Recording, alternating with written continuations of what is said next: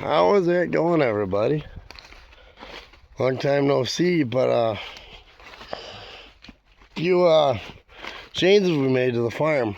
But I'm out here checking fence today. We had a storm go through yesterday, kind of like funky. I don't think there was a whole lot of wind over this way at my job. We had power outage over that way, so. But anyway, this is the woods. I've been clearing out over there further. I need to clear out something in here, find a couple trees to knock out. But you knock out a couple trees and you can really start, as you can see, opening things up. But this is one fence line cleared. A lot of people don't like two-strand high tensile. Once cattle learned it, I have yet to really have a problem. There was a couple of deer down there that have been jumping around, so, and the deer love to follow this path up to the corner. Then you can see we got a corner post over here. I haven't showed you guys this in a year and a half, but plan is to start clearing out along this fence line, like that tree, take that out and make a nice path. But I haven't cut hay yet. We'll get into that. But anyway, this you can tell was clear out to here. I don't know if you can see it, but we ended up pushing all that. We found an old plow pan right here where it would have been an end on when they mower plowed everything. So anyway, we found that, and this was all just shrub brush. So ended up, me and a buddy came over, and he wanted to run the chainsaw, so I said, sure, go for it. So we ended up clearing fence back. I pushed a lot of it back with the loader, but it took about a day and a half, and we had this thing really opened up.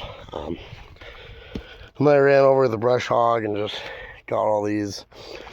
I'm really kind of wanting to let a lot of these stems break apart before I really start putting grass down. So come through here again, pick up sticks, but then eventually I want to seed this down, possibly. I don't know, I thought about plucking a couple of those bigger root balls out and then running the discs down through here, like that one. But anyway, thought about running the disc down and then seeding down something. But yeah, you can see we picked up at least another 9 foot. And then this gives us flexibility to graze this if need be. Haying side, I had the opportunity to rent a couple or another chunk, and then I have some custom ground that opened up. So I'm not excited about custom ground exactly, but I don't know, we're gonna give it a shot. It's some Amish, so the field is kind of so-so.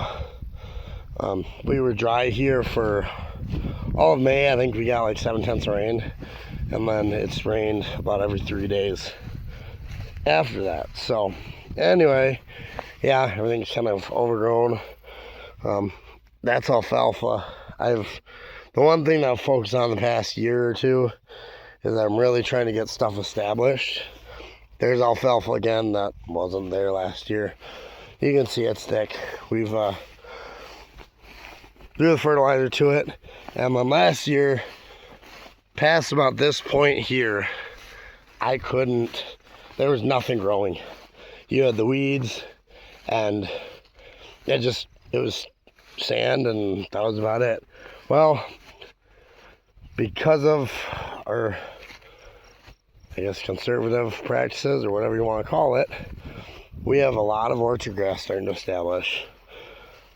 There's a few alfalfa shoots all over, but the orchard grass is really taking off. You can see this used to cover this whole hilltop, but because we've let it go to seed and then cut it, we've really turned into a nice stand of hay. We still have some moss, but I gave it the fertilizer to get everything to take shape this year. And then I also got manure spread in this field, and there's a definitive line right about here. You can't see it on camera really, but where the manure got to and where it wasn't. And I was I know manure obviously helps, but I was very shocked at how definitive it was. So this hillside had started burning up, and that was burning up too. So we kind of just decided to let it grow, see what happened, and it's paid off big time. Yeah, we've lost quality, and I know that, but the neighbors is really good stuff. I can't believe that. There's a lot of weeds over there too, but yeah, we've also, like, we're getting a lot of little shoots of alfalfa coming in now too. But this is the hilltop that just, it's sandy and it needs roots to start going down. There's more alfalfa. But yeah, we're planning on, you can see down in there was the orchard and the clover has started to take over.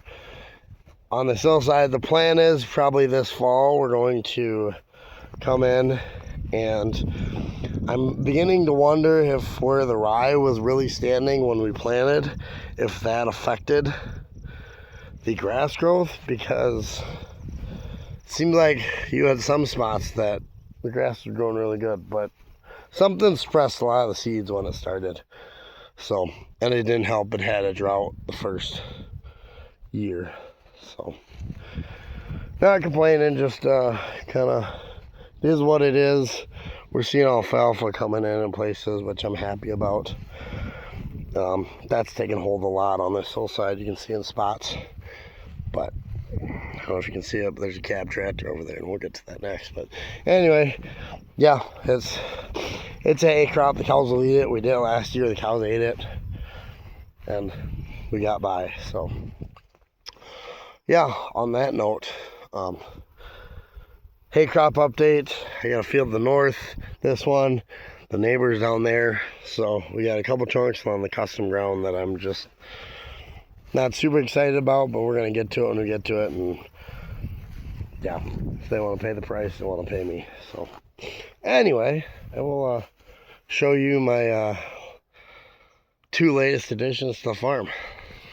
Well, yeah, so here it is. We have a rake and a new tractor. I've been looking for a rake for a while. They sell them at auctions here all the time, 25 to 2,000 bucks. You can find a rake for around that price. But anyway, and then just so happens, yeah, but he had a rake for sale, and he bought a new one, and I said I was looking for one, and he wanted to get rid of his. So it's a Vermeer 10-wheel. It'll work good for pulling behind the baler. We still have side rakes, so don't worry about that. We have the tedder. We got the baler for now, and we'll see what happens going forward to that. But anyway, the plan is, yeah, we got this. We're gonna ted everything probably. And then hit with the rake, because we can produce a nice uniform windrow with the rake. They have it set just right where we're just touching the ground.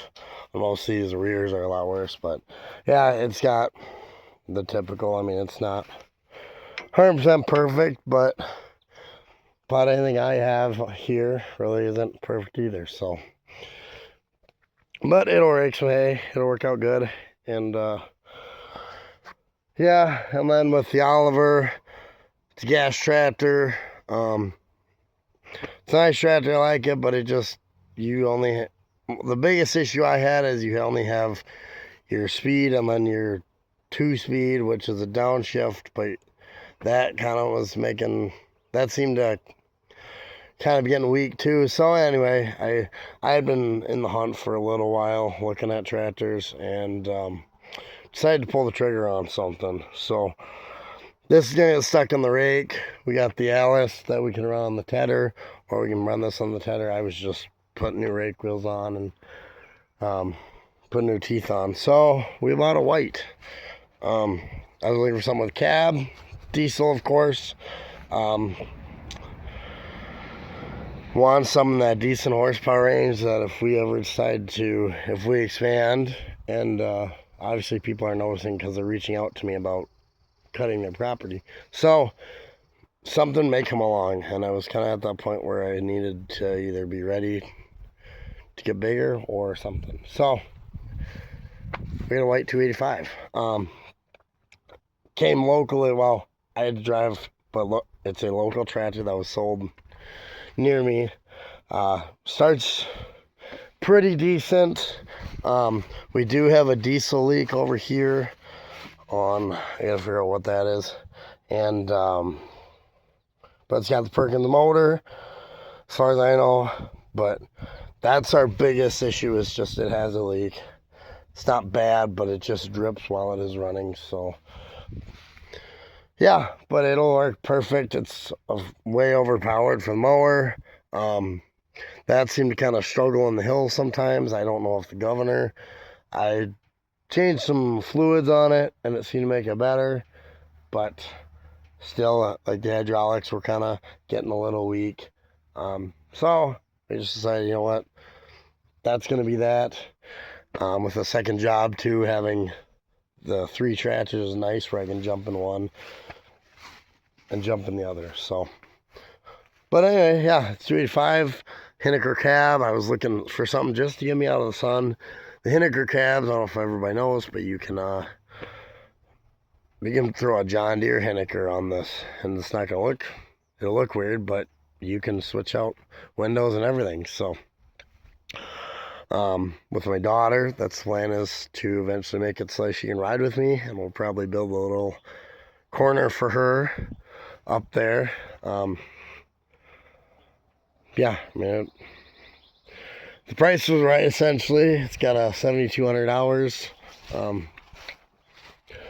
Rears are awesome. They're weather checked, of course. And the fronts are, I like the big wide fronts. They won't tear up the ground like those do nearly as bad. So, but yeah, they showed up the weekend of June 1st. So I was wanting to wait till this showed up, and I had to organize trucking and all that. So that was kind of one of the biggest things. The other thing on this is the parking brake. I don't know if anybody knows, but these whites seem to have an issue with parking brake not working on them. So that's something else. Maybe if we can look into it. I don't know for sure, but it fires right up every time. I think I'm losing a little bit of pressure as it sits. So normally it'll fire right up, but then it seems like if you let it sit for a while, you gotta turn it over a few times. So, but otherwise, yeah, we'll get a video of her out in the field running, and I'm